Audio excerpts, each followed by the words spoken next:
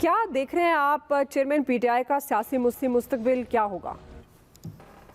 Chairman PTI जो है वो काफ़ी हद तक फंस चुके हैं और अपनी गलतियों की वजह से। इतनी आपकी पॉपुलैरिटी पार्टी को हुई हो और आप उसको कैश ना कर सकें, आप रिजेक्ट और ऐसा बना लें कि आप ना किसी मुज़ाकरात कर रहे हैं, उसके बाद आपने देखा कि आपने किसी की बात नहीं सुन रही हैं और रोज़ाना की बुनियाद पे फिर इतना माइंड पोल्यूट करके एक नैरेटिव बिल्ड कर रहे हैं जो अल्टीमेटली इनको 9 मई का हादसा ऐसा भी पेश आया और अपनी पार्टी को उन्होंने तबाह बर्बाद करके रख लिया। Even today he has not realized what he has done and what he has to try to retrieve his party position, वो भी उन्होंने कोशिश नहीं की। That means कि उन्होंने कोई इससे सबक नहीं सीखा है। सेकंड ये कि देखें तो ये नैब की जो बात करें, नैब अपनी क्रेडिबिलिटी दिन ब दिन खो रहा है। एक मुल्क में ऐसा अदारा है जिसकी मैं हमेशा ये बात करता हूँ कि ये कम अज़ कम सेमी ऑटोनमस है और ये इंडिपेंडेंट डिसीजन ले सकता है, लेकिन इसको बहुत दिन ब दिन हम कमज़ोर कर रहे हैं। इसके लिए रोज़ाना की कानून साजी इज़ नॉट गुड। आप इसको प्रॉपर तरीके से मजबूत करें, खामियां दूर करें और इसको बेहतर करें। ये अब होता है बजाय इसकी कि आप दिन ब दिन इसे विंग स्लिप करते जाए, अल्टीमेटली इनफेक्टिव हो जाए। ये नहीं होना चाहिए। तोशा खाना केस में जो पार्टी चेयरमैन है वो मेरे ख्याल में जाहिर है कि अपनी गलतियां फैमिली की वजह से भी कि वो जो चीजें आ रही हैं जा रही हैं, पैसे जमा नहीं हो रहे हैं और उससे अपनी भी आपकी क्रेडिट खराब की है और आप डिफरेंट केसेस में फंस चुके हैं। I think this time is very difficult and he has lost the momentum.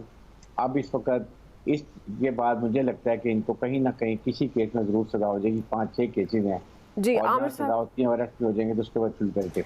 Aamir साहब, क्या मुस्तकबिल होगा चेयरमैन पीटीआई का सियासी मुस्तकबिल? गुज़श्ता साल पीडीएम 20-22 मई को इलेक्शन कराने जा रही थी, इन्होंने 25 मई की धमकी देकर फारिग करा लिया। 15 जुलाई इस साल जो अब से चंद दिन बाद आने वाली है, Sadiq Sanjrani chair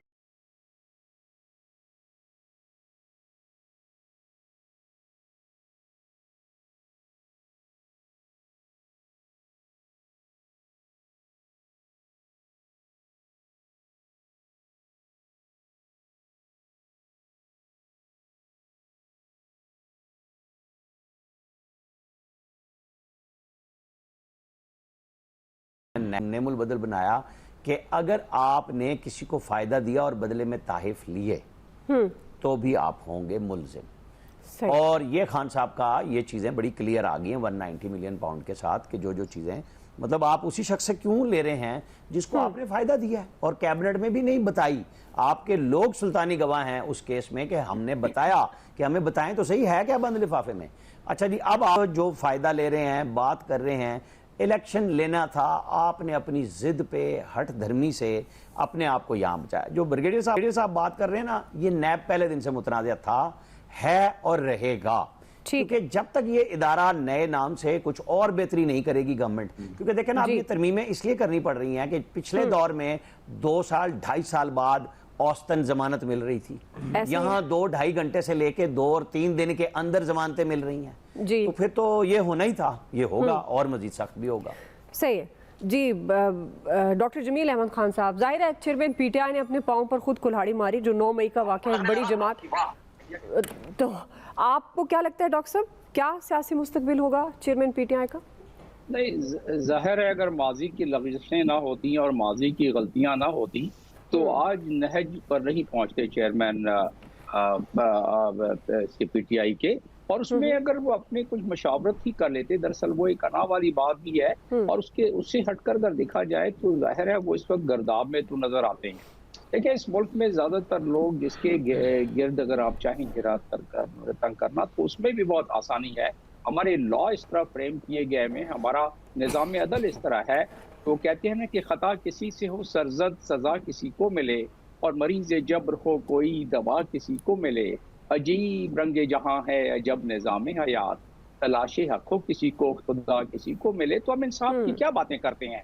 98% people of my country they are in the prison and they all are from the very marginalized class। और जो हमारे इलीट्स हैं वो बस जाते हैं सैर शुरू करके कोई अस्पताल चक्कर लगा के वापस आ जाते हैं। अब आ जाते हैं इसके टेक्निकल पॉइंट पर, जहां दर्जनों नहीं 85 नहीं 100 केसेस से ऊपर बन जाए, वहां कितने केसेस में रिलीफ मिलेगा और कितने केसेस में वो सवाल कि क्यों हुआ, कैसे हुआ, वो जो माहौलियाती एक दायरा अपने गिर्द तंग किया था खुद ब खुद चेयरमैन पीटीआई ने, उस दायरे में अब घिरने के बाद उनको दरअसल तवक्को नहीं थी, ना उनके सपोर्टर्स को ये तवक्को थी, ना इसका था वो। तो अगर ये मामला नहीं होता 9 मई का, तो अब तक वो उसी हिसाब से, उसी डगर से, उसी जोम में चले आ रहे होते। लेकिन वो जोम इसलिए टूटा कि अब नजर आ गया कि हमारे पास कवानीन, नैब का कानून, अगर ये अमेंडमेंट न भी आती नैब की अगर, तो उसमें कोई ज्यादा फर्क नहीं पड़ना था। और बहुत सारे ऐसे कवानीन हैं नैब का जहां तक ताल्लुक है, उसका एप्लीकेशन हर एक पर होगा, उन पर भी होगा। आखिरी बात कि जो जब से एहतसाब ब्यूरो था उस वक्त से लेके बहुत सारी करवटें बदली इस हमारी ब्यूरो ने, और जिस करवट में अब है वो भी उससे आप माजी से मुख्तलिफ नहीं हो सकता।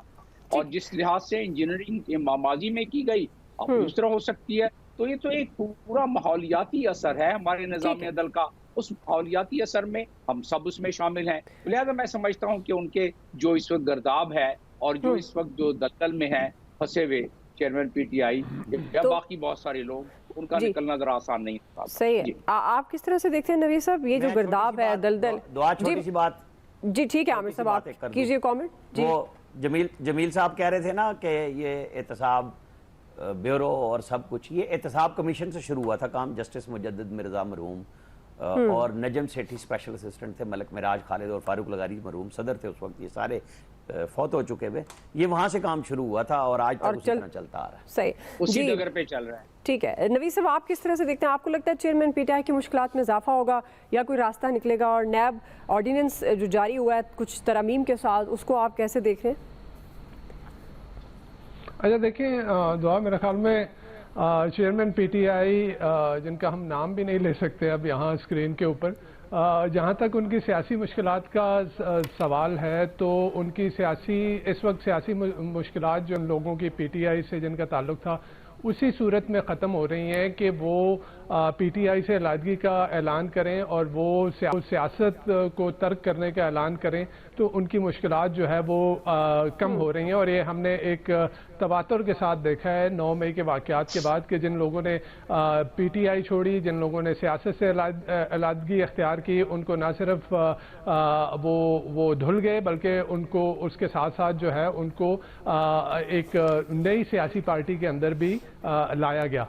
इमरान खान साहब के लिए भी शायद यही एक वाहिद हल है कि वो एक प्रेस कॉन्फ्रेंस करें, वो तहरीक इंसाफ से मुसाफी हों, वो सियासत से किनारा कशी अख्तियार करें, तो शायद इसी तरीके से उनकी सियासी मुश्किलात जो है वो कम होंगी।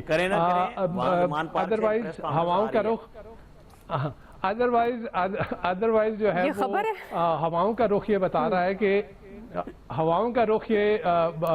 है कि जो चेयरमैन पीटीआई हैं उनको सियासत से माइनस करने का फैसला कर लिया गया है, लेकिन उनको और उनकी पीटीआई को जो है वो सियासत से माइनस करके जो इलेक्शन होंगे उस इलेक्शन की क्रेडिबिलिटी क्या होगी और क्या उस इलेक्शन की सूरत में बनने वाली गवर्नमेंट जो है क्या उसके पास जो है वो मुल्क में सियासी इस्तेहकाम ला पाएगी। दूसरी तरफ आपने जहाँ तक बात है नैब के कवानीन की, जी। तो नैब कंट्रोवर्शियल था, जैसे राना साहब ने जिक्र किया, कंट्रोवर्शियल था, कंट्रोवर्शियल है और कंट्रोवर्शियल रहेगा। यही गवर्नमेंट थी इमरान खान साहब की गवर्नमेंट के दौरान, उन्होंने जो है इस पीडीएम के जो रहनुमा हैं उनके खिलाफ पॉलिटिकल विच हंट के लिए नैब को इस्तेमाल किया। और अब जो है ये गवर्नमेंट जो है वो पीटीआई को जो है वो उसकी पॉलिटिकल विच हंट के लिए जो है वो नैब के कवानीन को उसमें सेल्फ सर्विंग तरमीम करके उसको दोबारा जो है वो पीटीआई में पॉलिटिकल विच हंट के लिए इस्तेमाल कर रही है। सही ठीक जी। आमिर साहब, वैसे आपकी एक ट्वीट देखी थी जिसमें आपने कायम मुकाम सदर से मुलाकात की, तो कोई अहम बात है उसकी जो आप हमारे नाजरीन को बताएं क्विकली? नहीं, बस वो कुछ चीजें हैं जो आगे चल के सामने आएंगी, वो कबल अज वक्त नहीं बताई जा सकती, वरना तो मैं ट्वीट क्या प्रोग्राम में बल्कि बड़ी खुल के बात करता।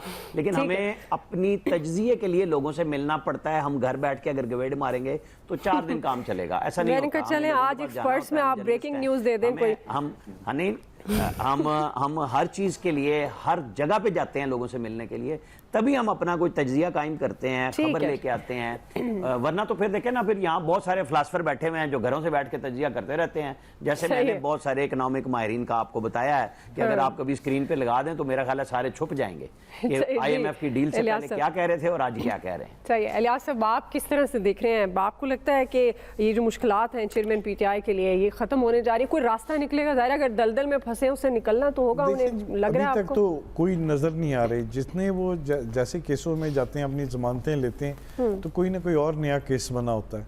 तो अभी जाहिर है अभी तो कई केस और खुलेंगे जिन पर चल रहे हैं, तो वो जाहिर है इनके लिए मुश्किलात तो अभी इसी तरह रहेंगी।